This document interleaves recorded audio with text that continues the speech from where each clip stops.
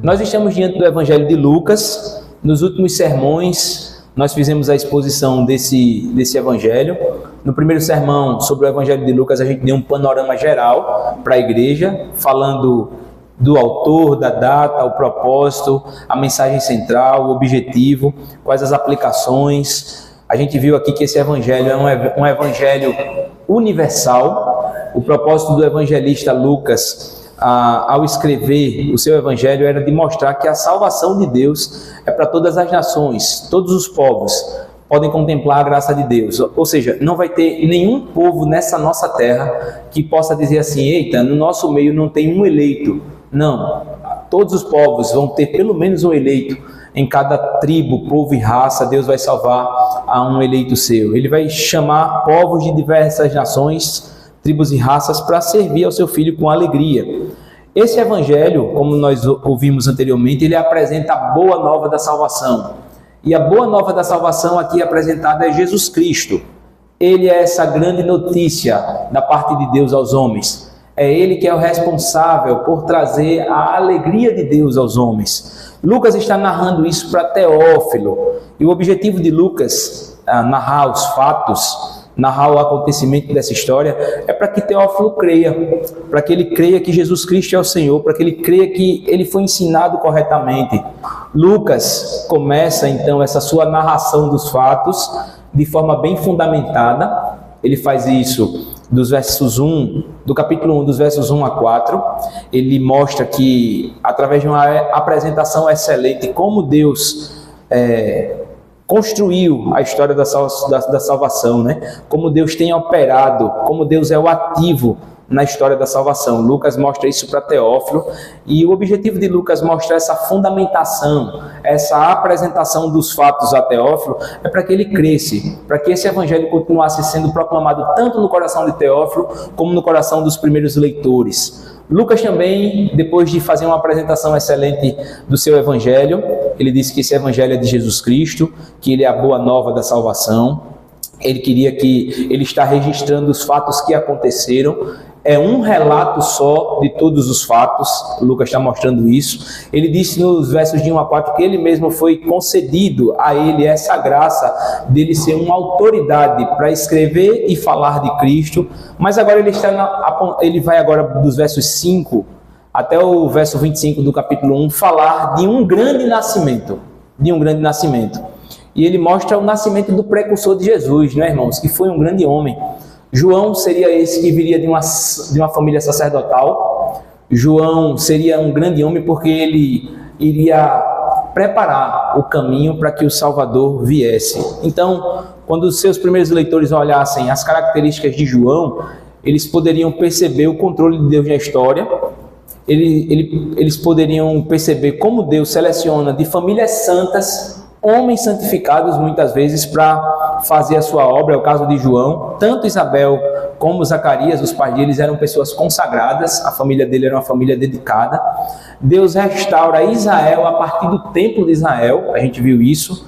É do templo que o anjo traz o anúncio de João Batista, e quando João Batista é anunciado, Zacarias duvida. Mas agora, irmãos, Lucas quer narrar o nascimento não de um grande homem, mas Lucas quer narrar o nascimento do grande homem. A diferença é grande demais. Quando ele falou sobre João, ele falou de uma pessoa de grande poder por parte de Deus.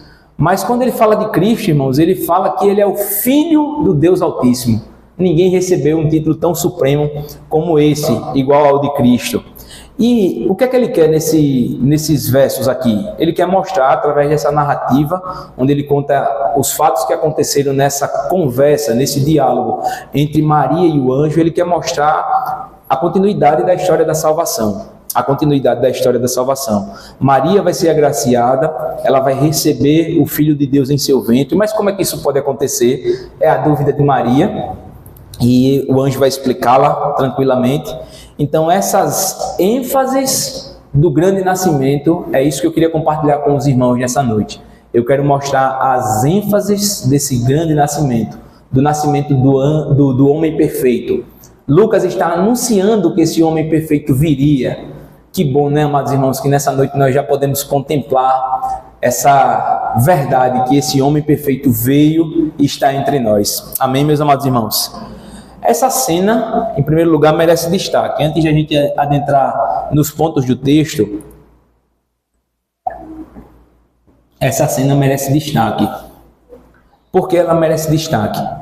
Primeiro, quando eu estava falando com vocês naquele tempo sobre as ênfases obrigado, Gibson, sobre as ênfases do Evangelho de Lucas, eu falei para vocês que uma das características desse Evangelho é que ele é um Evangelho para os desprezados, para aqueles que são, que às vezes não têm, que são desprezados pela sociedade, pela família, pelo povo.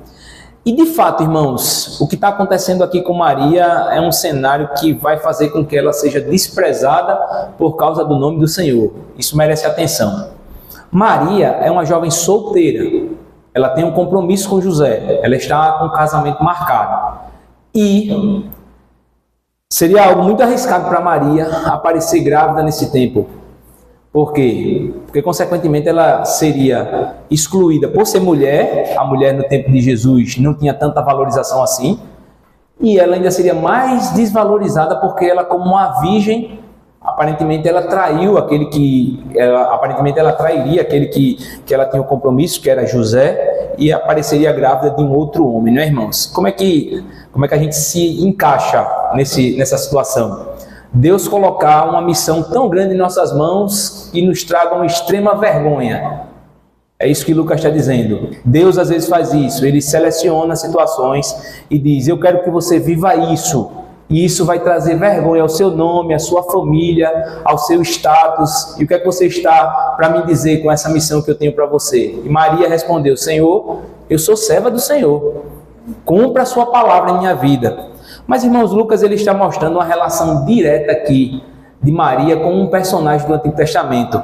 E ele quer mostrar através dessa situação aqui que Deus nunca abandonou os desprezados, que Deus sempre está atento àqueles que precisam de alguma coisa, que Ele auxilia aqueles que são necessitados. Nessa noite, esse sermão também é para nós. Se nós somos esses que muitas vezes reconhecemos que nós não temos valor algum, que somos necessitados da graça de Deus, que somos necessitados do auxílio de Deus, o Evangelho de Cristo, a boa nova de Cristo é para nós também nessa noite. Amém, meus amados irmãos? O anjo está dizendo que Maria vai ter um filho de Deus. Esse foi o mesmo anjo que anunciou o nascimento de João Batista, foi Gabriel. Ele disse como João nasceria, ele foi ao templo, ele disse as suas credenciais: eu sou um anjo que está direto ao lado do trono de Deus. E perceba que já acontece aqui uma inclusão, não é, de Maria na história da salvação. A nossa personagem aqui, irmãos, é mulher. E nesse tempo, quem recebe a revelação direta é homem. São os homens que recebem a profecia. Mas agora o anjo chega e diz a profecia direta a Maria. E ele diz toda a profecia. E ele chega a desafiar a Maria para que ela consiga, em seu coração, crer na vontade de Deus. E ela crê na vontade de Deus, então ela recebe a profecia por completa. Esse é um destaque. Lucas está mostrando que desde o início, tanto pessoas nobres, como a família de João Batista, como pessoas desprezadas, como Maria aqui nesse texto, são chamados ao Evangelho. O Evangelho é essa união de todos os povos em Cristo Jesus. O Evangelho é esse chamamento de Deus para a criação de um povo particularmente seu. E ele chama povos de diversas situações, de diversos graus, de diversas posições para fazer parte da sua missão. Uma personagem muito parecida com Maria foi Agar. Os irmãos lembram dela? Diferentemente de Agar, Maria ainda foi mais desprezada. Quando nós olhamos, por exemplo, para o Antigo Testamento, a gente já percebeu que na história de Deus, um servo outrora já chamou uma serva para participar de um plano redentivo.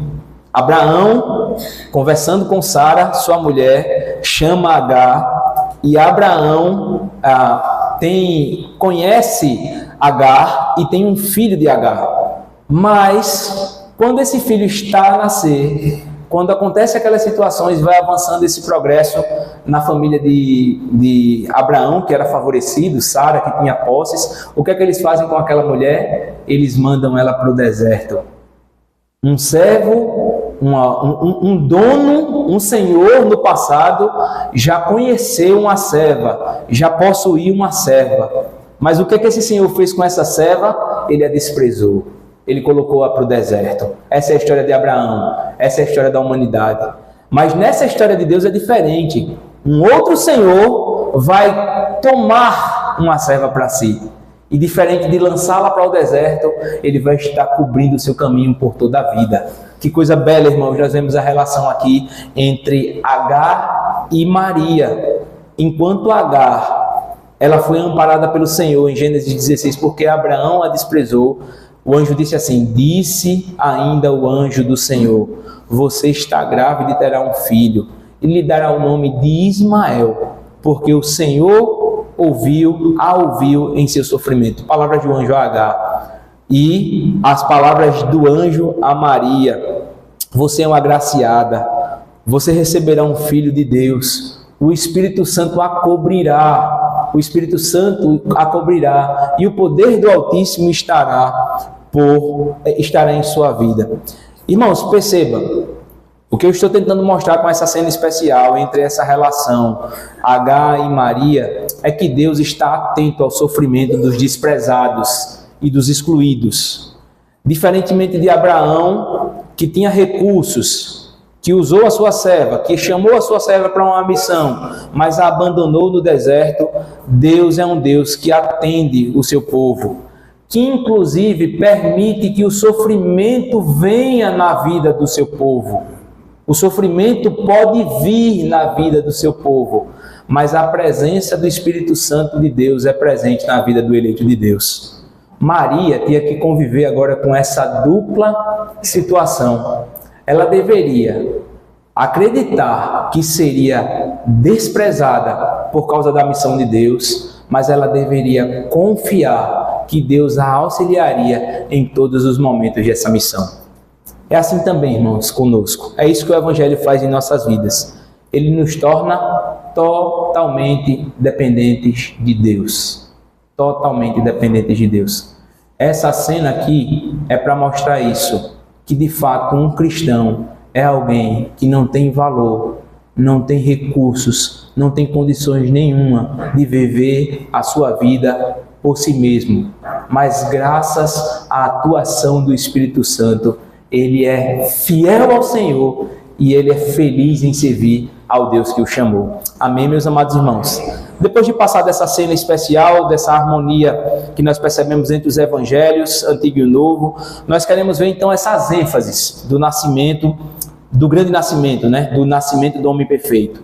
A primeira ênfase que nós vemos aqui nesses versos são as declarações do anjo. Essas declarações são ênfases nessa história, elas precisam ser consideradas.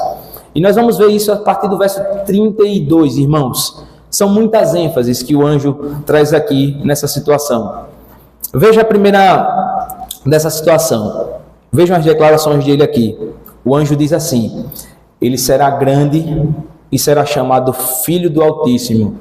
O Senhor Deus lhe dará o trono do seu pai Davi, e ele reinará para sempre sobre o povo de Jacó. Seu reino jamais terá fim. Quantas declarações acerca de Cristo, acerca do grande homem.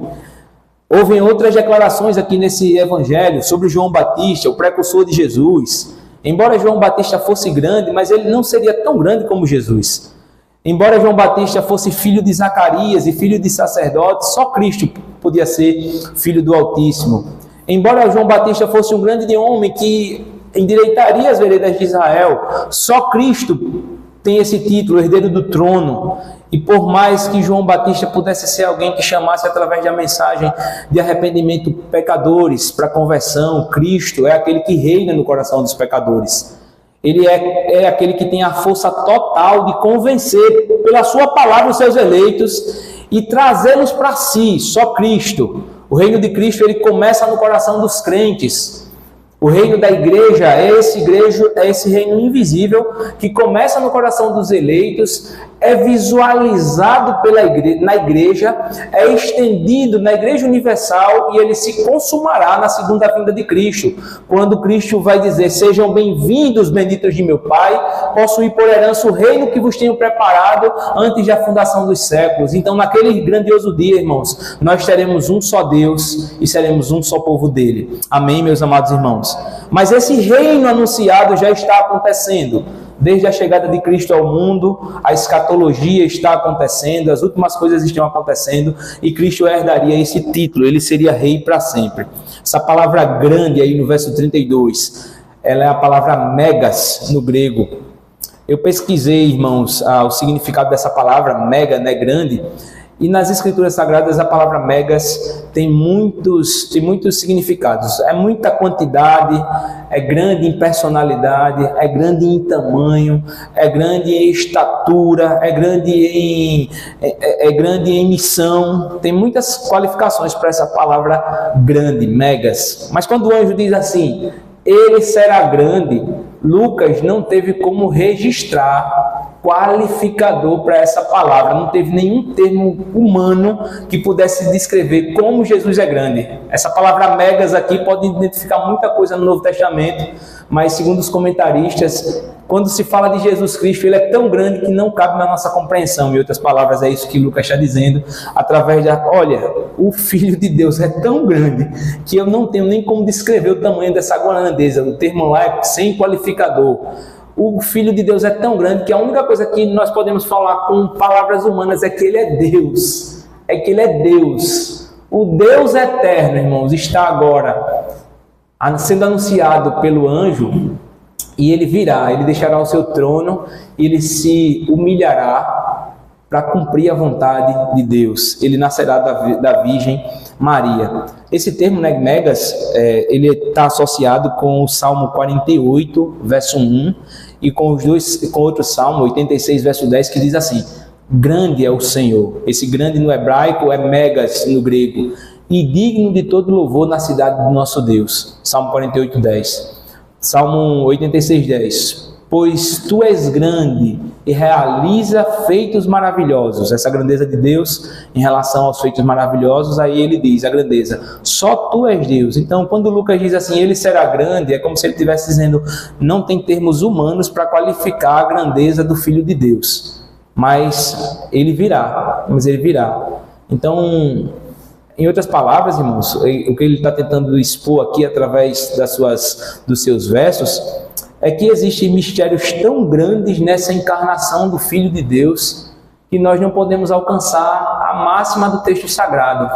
Nesse quesito do amor de Deus, é isso que Lucas está dizendo, esse amor é tão grande que não tem como a gente qualificar essa missão do Filho em vir encarnar-se e ser homem como um de nós. Essa grandeza do Filho está associada exatamente nisso, que ele é o Rei excelso e soberano, mas ele se faz carne e habita entre nós. Então, uma outra expressão que o anjo diz, isso chama muita atenção para Maria. Imagine você ter essa informação no seu dia, o anjo conversando com você, dizendo, olha, você vai receber um ser tão grande e digno que não tem como eu expressar em palavras o tamanho da grandeza dele.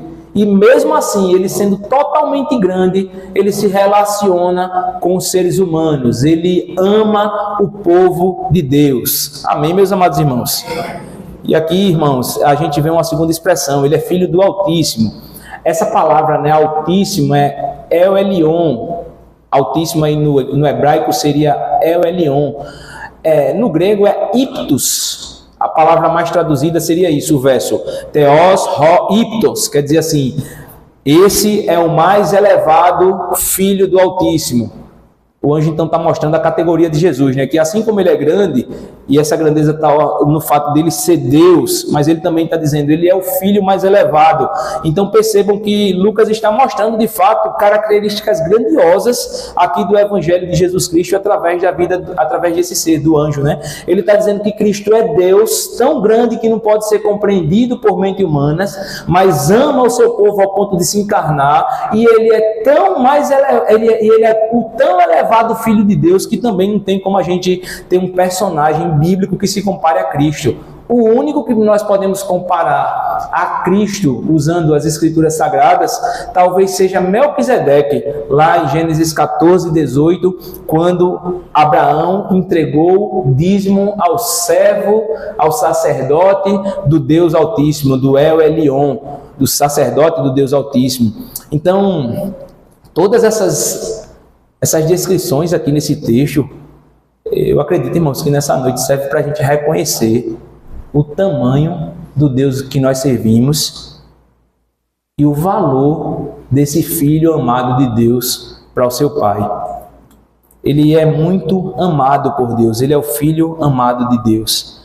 Uma outra expressão que o anjo colocou aqui ainda no verso 32 é que ele é herdeiro do trono de Davi. Essas profecias, relacionadas aqui ao herdeiro do trono se encontram em Samuel, 2 Samuel, capítulo 7. Abra sua Bíblia aí comigo. Livro de 2 Samuel, capítulo 7. Acompanhe comigo aí, por favor, verso 9.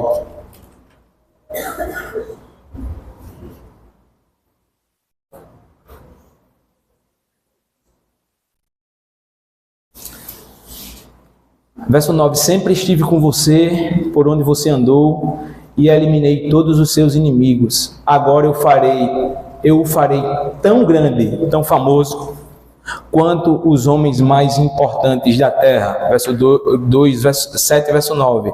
Olhe por favor aí o verso 13. Verso 13. Será ele quem construirá um templo em honra ao meu nome, e eu firmarei o trono dele para sempre. Eu serei seu pai, e ele será meu filho. Quando ele cometer algum erro, eu o punirei com o castigo dos homens, com açoites aplicados por homens. Verso 13. Verso 14, eu já li também. Verso 16 agora. O verso 16 diz assim: quanto a você, a sua dinastia e o seu reino permanecerão para sempre diante de mim. O seu trono será estabelecido para sempre. Então, quando Lucas está falando aqui que ele é herdeiro do trono, é que ele se encaixa completamente nas profecias dadas a Davi quanto ao Messias de Deus. Então, Jesus é digno do trono, só ele é digno de ocupar essa posição, de ser o descendente que reinaria em Israel para sempre. O reino de Israel, de fato, teria um grande rei sentado nele, governando o trono. Então aqui o anjo está falando sobre essas características do Messias, no verso 32, que o Cristo, aquele que vai nascer, ele é habilitado para essa missão de ser o rei de Israel. Aprove a Deus na eternidade escolher isso. E por fim ele reinará para sempre. Lucas está aqui argumentando no verso 33 do capítulo 1, olha aí comigo. E ele reinará para sempre sobre o povo de Jacó, seu reino jamais terá fim. Irmãos, quando Lucas estava escrevendo esse evangelho, os judeus estavam sendo dominados pelo Império Romano. A pergunta que eu faço nessa noite é: qual daqueles reis, daqueles imperadores romanos tinha o seu reino para sempre? Me digam aí.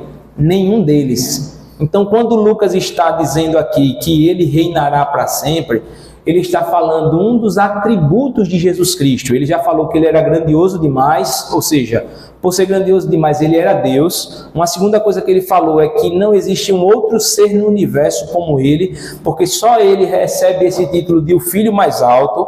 Uma outra coisa que Lucas colocou é que ele tem todas as qualificações e requisitos para ser o Messias de Deus e que ele vai habitar no trono de Israel.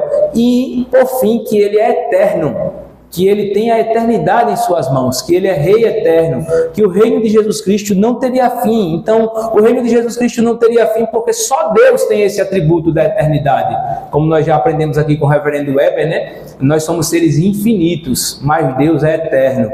Então, que bom, irmãos, que boas notícias o evangelista pôde trazer aqui para Teófilo e o anjo pôde trazer aqui para Maria.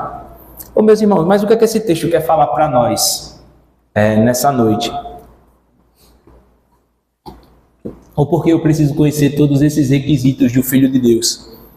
Eu preciso conhecer esses requisitos do Filho de Deus para glorificar a Deus por sua tão grande salvação. Todas essas palavras aqui, irmãos, estão relacionadas a indivíduos, a pessoas que cumprem uma missão em Israel, ou que cumpriram a missão em Israel. Por exemplo, quando Lucas está dizendo que ele será grande, ele está dizendo que Jesus seria maior que João Batista, porque João é esse que é um grande homem aos olhos de Deus e que é aquele que vai anunciar a mensagem de Deus. O Salmo 48 diz que tu realiza feitos maravilhosos, só tu és Deus. Quando você faz esse ponto com João Batista, você perceberá que João Batista pregaria o Evangelho de Deus, mas só Jesus Cristo é quem faz os feitos maravilhosos por meio da sua palavra, porque verdadeiramente Ele é Deus. Então há um superlativo aqui, uma comparação, que Cristo é maior do que os profetas da antiga aliança, Cristo é maior que João. Quando nós olhamos, por exemplo, para esse ponto B, quando Lucas fala que ele é filho do Deus Altíssimo, os primeiros leitores aqui do Evangelho poderiam entender que ele era o maior de todos os sacerdotes de Israel, porque diferentemente de Melquisedeque, que é intitulado sacerdote do Rei Altíssimo, Cristo é o filho sacerdote do Rei Altíssimo. Quando ele coloca aqui no verso 32, no verso 33, que Cristo é herdeiro do trono e que ele reinará para sempre, ele é maior do que todos os reis, inclusive de que Davi, que foi considerado um homem que tinha o coração, segundo o coração de Deus. Mas, irmãos, quando Maria ouviu tais palavras do anjo, com certeza essas palavras encheriam seu coração de alegria, porque a certeza que ela teria era que Jesus Cristo é maior que Herodes, o Antipas, o Agripa, qualquer um desses reis. O seu reino não durará para sempre. Esse mundo caído, meus amados irmãos, as aflições que passamos aqui nessa terra não durarão para sempre, porque o que resta para o povo de Deus é um reino inabalável, o reino de felicidade e amor. O seu Filho daria isso ao seu povo. Amém, meus amados irmãos? Então, as declarações do anjo servem para evidenciar que esse homem perfeito, aquele que nasceria, é maior que os profetas, é maior que João Batista, é maior que as figuras do Antigo Testamento, é maior que Melquisedeque, é maior que todos os reis de Israel, é maior que Davi, é da descendência dele quanto ao seu reino messiânico, mas é maior inclusive de que Herodes, e é maior do que os problemas desse mundo. Quando nós olhamos para essas palavras do anjo, elas trazem consolo para a gente nessa noite, porque quando nós olhamos para os nossos dias também é assim. Nós vivemos muitas vezes sem profetas. E é só você ligar a sua televisão e você vai perceber que a profecia de Deus tem sido adulterada. Mas, irmãos, a boa notícia é que Jesus Cristo é o profeta de Deus. A boa notícia é que não faltará alimento para o povo de Deus em nenhum momento das nossas vidas. Ele alimenta o seu povo por meio da sua palavra. Quando nós olhamos, irmãos, para esse texto, a gente pode perceber que nós não estamos sozinhos na nossa luta e no nosso trabalho diário, na nossa labuta, porque Cristo está intercedendo por nós. Ele é o Filho de Deus Altíssimo, Ele é o sacerdote perfeito do povo de Deus. Mas quando nós olhamos para esse texto, irmãos, ele traz uma segurança para nós que Cristo é maior do que todas as coisas criadas, de que todos os reinos criados. Inclusive, irmãos, nessa noite, há uma boa notícia para a gente, que esse rei que estava assentado no trono da morte, ele foi destronado por Cristo, amém? A morte não tem mais vitória sobre a vida dos eleitos de Deus. O maior dos inimigos já foi derrotado, que é a morte foi derrotada. Cristo reina, desde do seu nascimento, o seu povo já podia ter essa confiança, que Cristo reinaria para sempre, e todos os seus inimigos estariam debaixo dos seus pés. Não foi essa a profecia dada a Davi, por meio do profeta Natã, a profecia segundo Deus? Não foi essa que Davi recebeu? Então, amados irmãos, que assim seja, que essas declarações do anjo nos tragam firmeza nessa noite, nos tragam alegria, nos tragam contentamento, porque sabemos que estamos nas mãos do nosso Senhor Jesus Cristo. Mas, amados irmãos, esse texto também, essas ênfases do grande nascimento, apresentam não somente as declarações do anjo, mas também apresentam algumas incertezas de Maria. Acompanhe o verso 34. Perguntou Maria ao anjo: como acontecerá isso, se sou virgem? Como acontecerá isso se sou virgem? No texto original tem dizendo assim: como é que isso pode acontecer uma vez que eu não conheço o homem, que eu não coabitei com o homem, que eu não coabitei com o marido? Como é que pode acontecer isso? O plano de Deus é perfeito. As coisas de Deus são esplêndidas. A palavra de Deus é maravilhosa, mas às vezes nós, os seres humanos, não conseguimos confiar completamente na vontade, no propósito, na vontade de Deus. Nós temos incertezas na nossa fé cristã. Maria também teve algumas incertezas. Irmãos, essa atitude de Maria lembra muito um salmo de lamúria ou de lamentação. Davi, no Antigo Testamento, fazia muito isso, diante das circunstâncias que ele não entendia, diante das circunstâncias que Davi perdia o controle de tais situações, ele dizia: Senhor, como tem crescido o número dos meus inimigos, são muitos os que levantam-se contra mim, são muitos os que dizem em Deus não há salvação. Davi está lamuriando, está lamentando diante do Senhor. Mas esse homem que lamuria diante do Senhor é o mesmo que recebe o auxílio de Deus para a sua vida. E ao mesmo tempo que ele diz: quantos têm crescido os meus inimigos, ele é aquele que diz: mas tu és o meu escudo. Tu é aquele que faz me levantar de cabeça erguida. Então, irmãos, o que Maria está fazendo aqui, ela não está questionando o propósito e a vontade de Deus, mas ela quer entender melhor os propósitos de Deus. E ela, de alguma maneira, ela lamenta a sua incapacidade. Ela diz: ó Senhor, como é que isso vai acontecer? Aqui Maria está mostrando, irmãos, confiança diante das aflições da vida. Ela é uma virgem e solteira, ela é uma mulher virgem e solteira, e ela não pode ter um filho se não for do seu esposo. Como é que vai ficar a vida dela agora? Mas mesmo ela sabendo pouco desse plano glorioso, ela está querendo tirar dúvidas finais, que todas as dúvidas, ela quer que Deus responda todas as suas angústias e diga: não, eu sei, Senhor, que o Senhor vai agir em minha vida, mas será que o Senhor pode me responder um pouco mais? Diferente de Zacarias, a posição de Maria aqui apresentada, porque a posição de Zacarias, ela se assemelha muito com a posição de Sara no Antigo Testamento. Deus disse: vai nascer um filho de uma mulher idosa e estéril. Sara sorri. Vai nascer um filho de uma mulher idosa e vai nascer um filho de uma mulher idosa no Novo Testamento. E Zacarias diz: como é que isso pode acontecer? Isabel, minha mulher, vai não ter um filho não, está muito velha para isso. E aqui tem um grande milagre, né, nesse texto. O grande milagre, irmãos, é Maria chegar a esse entendimento que não existe nada impossível para Deus. Nada impossível para Deus. E aqui o grau de superioridade vai aumentando nessa passagem. Se você observar isso direitinho, é possível Deus trazer à existência um ser, um filho e uma mulher estéril. Os israelitas poderiam dizer: com certeza, eu já vi isso. Mas vai dizer isso para Sara, lá no Antigo Testamento: Deus vai fazer de você uma mulher que vai ser mãe de uma grande nação. Vai dizer isso para Abraão. Eles sorriram. O grau de dificuldade aqui é apresentado pela limitação de Maria em entender os propósitos divinos, irmãos.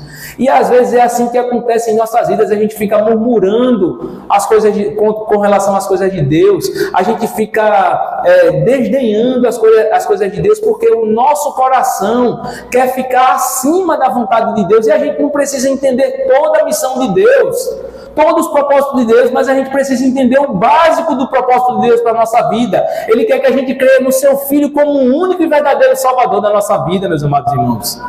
E é isso que Maria está aprendendo aqui. Pode alguém ter um filho sendo estéril? Sim, pode.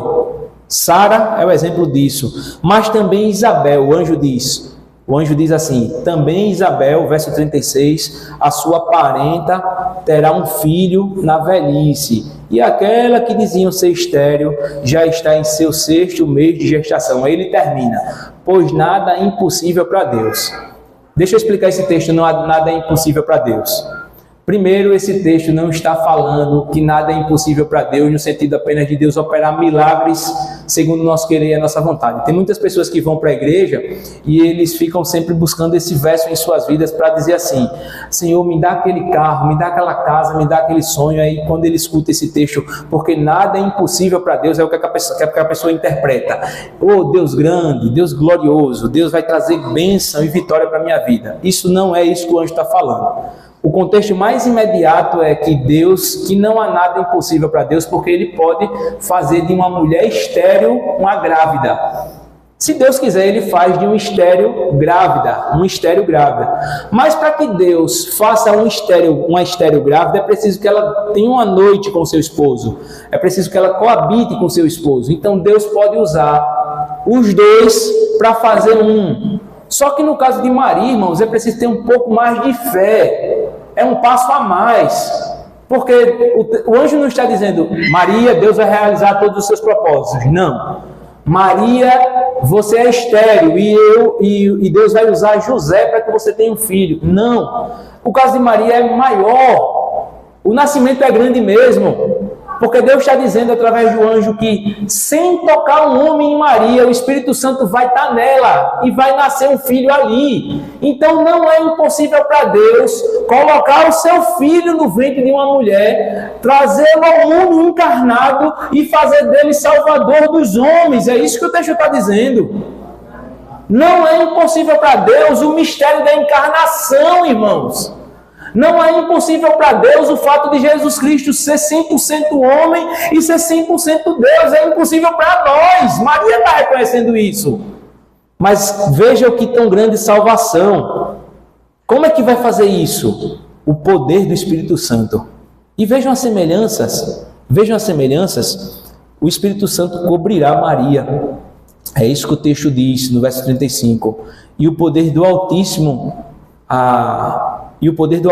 cobrirá com a sua sombra. Está entendendo, irmãos, que o que está acontecendo aqui, diante das incertezas de Maria, é uma profunda revelação dos desígnios de Deus? É isso que Lucas está dizendo.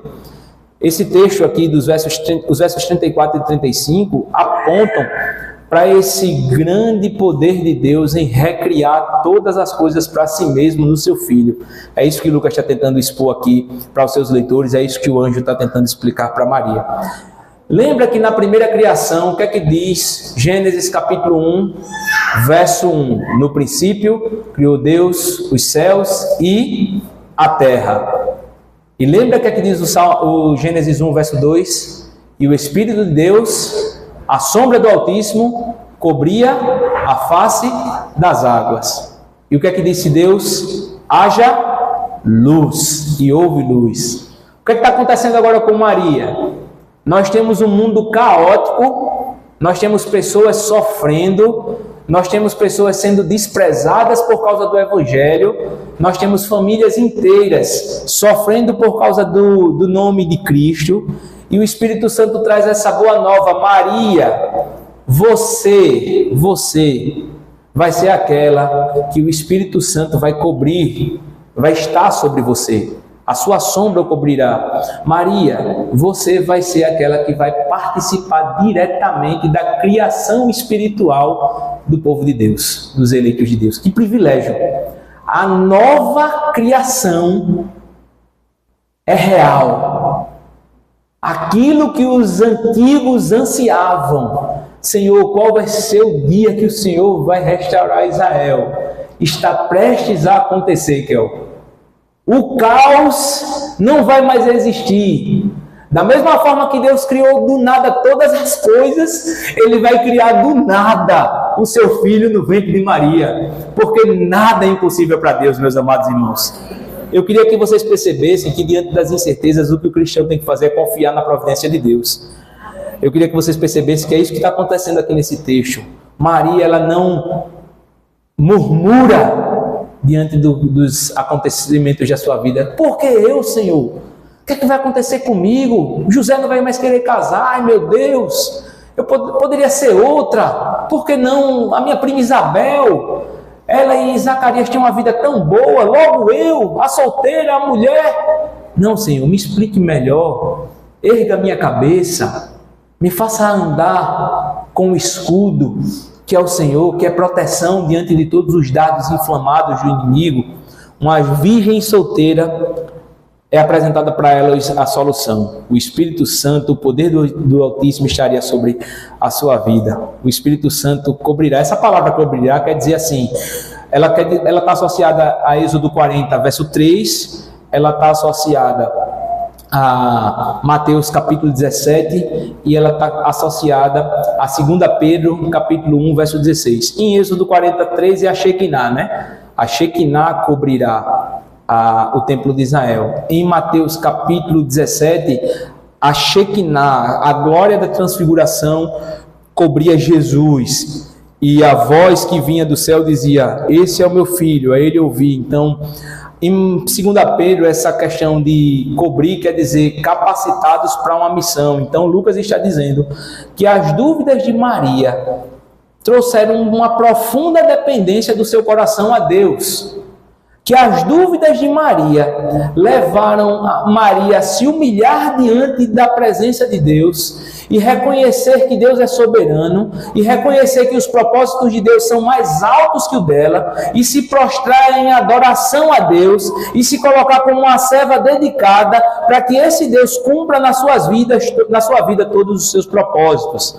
Maria foi capacitada por Deus. É como se o Espírito Santo fosse, é como se o Gênesis 1:2 estivesse agora em Maria. O caos que era a vida de Maria e a tribulação que ela viria a enfrentar por causa do Filho de Deus estava coberta pelo Espírito Santo, e durante toda a sua vida Maria ia receber o Filho de Deus. Durante toda a sua vida Maria ia educar o Filho de Deus. Durante toda a sua vida Maria ia andar com o Filho de Deus. Durante toda a sua vida Maria ia depender do Filho de Deus. Diante da morte do Filho de Deus, Maria estaria chorando pelo Filho de Deus, mas diante da ressurreição do Filho de Deus, Maria estaria jubilando pela ressurreição do Filho de Deus. Maria seria acompanhada pelo Senhor. Não é disso que nós precisamos, irmãos? De incertezas que nos aproximem de Deus nessa noite? Não é isso que nós precisamos, de respostas da parte de Deus que nos tornem mais humildes diante do Senhor, mais adoradores ao Senhor, mais excelentes na sua obra? Essas incertezas mostram a fraqueza de um homem, mas ela mostra o poder de Deus. Que assim seja também em nossas vidas. Amém, meus amados irmãos? E por fim, as ênfases desse nascimento estão também no propósito divino daquele nascimento. Foram apresentadas nas declarações do anjo, nas incertezas de Maria, mas também nos propósitos divinos quanto àquele nascimento. Dos versos 36 a 38, o texto diz assim, então: também Isabel, sua parenta, terá um filho na velhice, e aquela que diziam ser estéril já está no 6º mês de gestação, pois nada é impossível para Deus. Respondeu Maria: sou serva do Senhor, que aconteça comigo conforme a tua palavra. Então o anjo a deixou. Irmãos, quando a gente olha para esse texto aqui, a gente tem que comparar esse texto com o nascimento de João Batista. Qual foi o propósito de Deus no nascimento de João Batista? Que aquele que viria antes de Jesus endireitasse os caminhos. Mas qual eram os propósitos de Deus para a vida de Maria? Em primeiro lugar, a gente já viu isso na parte anterior. Deus desejou encarnar o seu Salvador em uma virgem, e é por isso que não há nada impossível para Deus. Mas Deus é tão grande que Ele pode fazer com que duas coisas impossíveis aconteçam. Primeiro, Isabel, que é estéril, tem um filho, e Maria, que é virgem, tem um filho também. Em toda essa parte da missão, o propósito de Deus foi dar um estéril um filho, mas colocar o seu filho em uma virgem. Ninguém poderia questionar esses propósitos de Deus. O anjo está dizendo isso, é propósito de Deus que a coisa aconteça assim. Era propósito de Deus formar um novo povo a partir de Maria. E eu não quero que os irmãos que estão me ouvindo fiquem pensando como muitas vezes os católicos pensam, né? Que Maria é exaltada nesse texto. Não, Maria é diminuída. Ela tem dúvidas, ela tem incertezas, e é o poder de Deus que a capacita para uma missão. mas aprove a Deus formar um novo povo a partir do ventre daquela mulher. O Salvador viria do seu ventre. Mas, irmãos, esse texto ele está em harmonia, Newton, com o que a gente estudou hoje pela manhã, o livro de Malaquias. Olha o que diz o verso 38. O verso 38 diz assim: eu sou serva do Senhor. Olha como é bonito, as duas coisas aqui acontecendo. A doutrina da soberania de Deus, ele vai dar um filho a uma estéril e ele vai colocar um filho na barriga de uma virgem. Isso é soberania. Mas isso também é responsabilidade cristã, responsabilidade humana. Sou serva do Senhor. Quando o Senhor atua no eleito, irmãos, ele converte o seu eleito, ele tira as dúvidas quanto à salvação, ele fala da eternidade ao coração desse eleito, ele o capacita para uma missão, e esse eleito é alguém totalmente responsável, coberto pelo Espírito de Deus. É isso que Maria está dizendo. A expressão que ela utiliza aqui, sou serva do Senhor, é duole, quer dizer serva mesmo. Aqui a palavra doulos, né, é escravo no grego, e doulê é uma expressão para uma mulher. Ela, em outras palavras, está dizendo: pronto, visto que Deus tem propósitos a realizar na minha vida, visto que eu sou uma eleita de Deus, visto que o Espírito Santo atua em minha vida, então eu sou serva, eu servirei ao Senhor com alegria, Deus me capacitará para fazer a sua missão. Ela disse, em outras palavras, eu me entrego, não de alguma maneira, mas eu me entrego totalmente àquela situação. Quando você olha essa palavra escravo aqui, é aquele escravo mesmo no grego, que não tem vontade, Eu acredito que esse é um ponto alto desse sermão. Eu acho que esse ponto aqui é um ponto muito alto desse sermão. Porque ainda hoje, as boas novas de Cristo chamam pessoas a se entregar totalmente pelo Senhor. Talvez esse seja o ponto alto desse sermão. O clímax foi em Jesus, mas quando nós conhecemos a Cristo, a nossa frase deve ser essa: Senhor, aqui é Lenilton, aqui é Diana, aqui é Dona Neide, totalmente dedicados ao Senhor. Eu não tenho mais vida, a minha vida morreu. Aquela Maria que o povo conhece lá em Nazaré, ela está disposta a suportar todas as aflições por causa do nome de Cristo. Como é importante, né, irmãos, a gente visualizar os efeitos da conversão na vida de um servo de Deus. O prazer de Maria, a glória de Maria é ser reconhecida como escrava de Cristo. E Deus vai com certeza fazer isso na vida dos seus. Vocês lembram que o terceiro ponto desse sermão é a idealização dos propósitos divinos? Lucas está mostrando isso no texto. Ele mostrou que um dos propósitos divinos foi o nascimento de Jesus. Um dos propósitos divinos foi a encarnação do seu filho. Um dos propósitos divinos foi com que Maria fosse aquela que receberia o Filho de Deus e ela pudesse contemplar uma nova criação. Mas o propósito divino também foi chamar eleitos de Deus de todos os lugares para que esses se curvem ao Filho de Deus e digam: Senhor, que cumpra em minha vida a sua vontade, a sua palavra. Eu amo a tua palavra mais que todas as coisas. É isso que o eleito explica, é isso que ele afirma. Vamos comparar essa história, irmãos, para a gente terminar. Vamos comparar essa história. A partir do verso 36 a 38, nós temos o Espírito que estava no caos, lá no Gênesis, é agora o Espírito que está sobre Maria, conduzindo a sua vida. Ao invés de escolher um ventre sacerdotal para o seu filho, olha os propósitos divinos acontecendo, Deus escolheu um ventre comum, de uma cidadezinha qualquer, chamada Nazaré, e a mulher que lá estaria, seria essa que levaria o Filho de Deus em seu ventre. Ao invés de escolher uma mulher desobediente, como Eva foi, veja se essa história não apresenta toda a história de Deus. No passado, na primeira criação, nós temos um exemplo de uma mulher desobediente, que não seguia a instrução nem a vontade de Deus, que dizia em seu coração: eu quero ser como Deus. Na história da ressurreição, na história da encarnação, na história do Evangelho, existe um tempo onde as coisas são restauradas. E ao invés de uma mulher desobediente, Deus escolhe uma serva totalmente dependente, uma serva totalmente consagrada, uma serva totalmente dedicada. Ao invés de escolher um sacerdote do Deus Altíssimo para ser o mediador entre Deus e os homens, Deus escolheu o seu próprio Filho, o Filho do Altíssimo, é o motivo de glória desse texto. Ele é o grande Redentor de Israel. Ele é aquele que chama povos, tribos e raças a se curvarem ao seu nome e à sua missão, porque só Ele tem o poder de perdoar pecados. Amém, meus amados irmãos? Então, quando nós olhamos para essa história, a gente pode sim ver a diferença entre Jesus e João Batista aqui, rapidamente. Primeiro, João era um grande homem. Depois, Lucas apresenta a história do grande homem. Jesus é o grande homem. O nascimento de João foi anunciado no templo.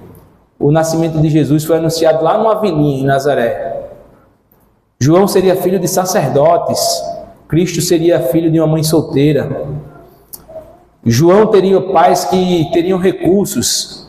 Tanto Zacarias como Isabel tinham recursos. Ele era de uma família sacerdotal. Cristo nasceria numa casa onde a mulher era desprezada. E ao longo da história da salvação nós vemos que o nosso Redentor não houve nem manjedoura, né? Não houve nem estebaria que pudesse abrigá-lo. Só que a diferença entre o nascimento de João Batista e Jesus está no fato de que os pais de João Batista procuravam soluções do seu coração para a vontade e o propósito de Deus. Como é que Deus pode fazer isso? Trazer um filho na barriga de mistério.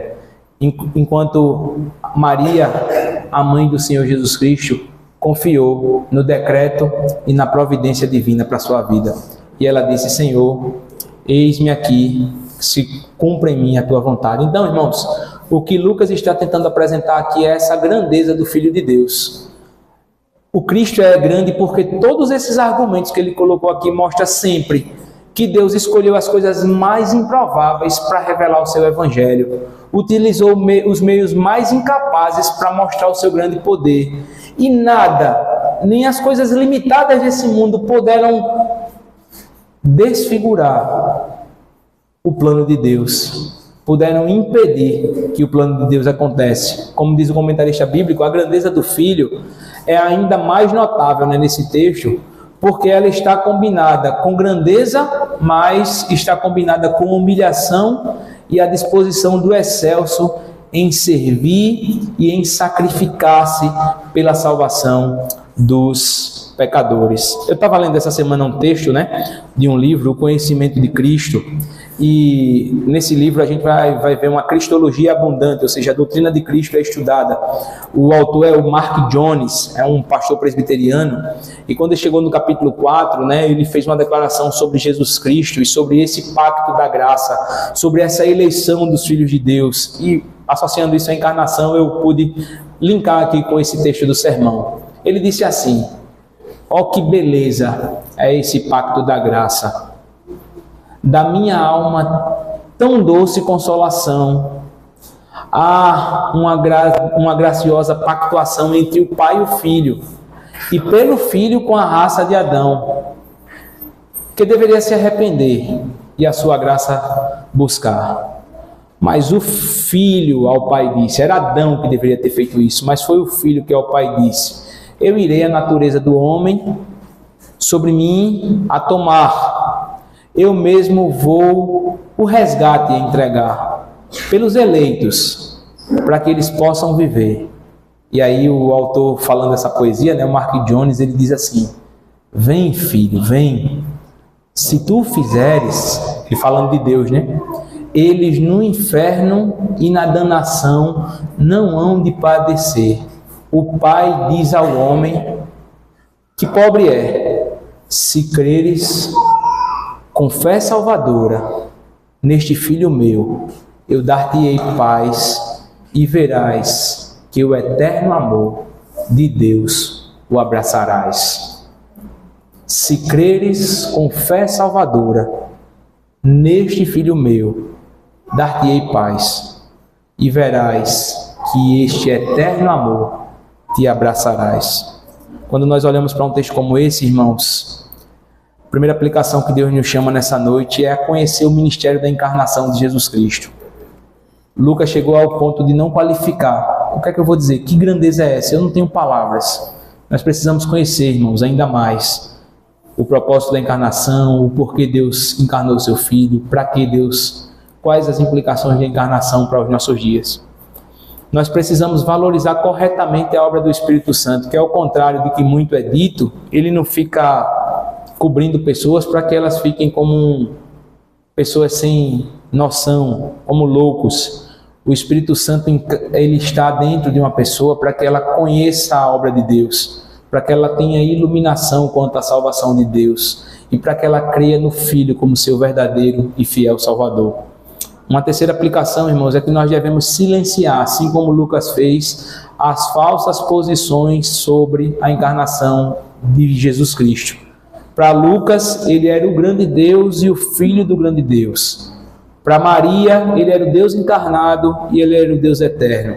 Para nós, ele é aquele que é o Deus que sonda o nosso coração, mas ele é aquele Filho do homem que intercede por nós diante do Pai. A quarta e última aplicação, irmãos, e eu tenho certeza que esse texto todo caminhou para isso. Eu não sei se você está acompanhando esse raciocínio, mas todo esse texto chegou em Maria e o objetivo de Lucas é tornar, pela palavra de Deus, os nossos corações obedientes à vontade do Senhor, totalmente dispostos a servi-lo com alegria e nos levar a fazer a vontade de Deus em nossas vidas, custe o que custar. Se você precisa dessa graça nessa noite, ore comigo, feche seus olhos.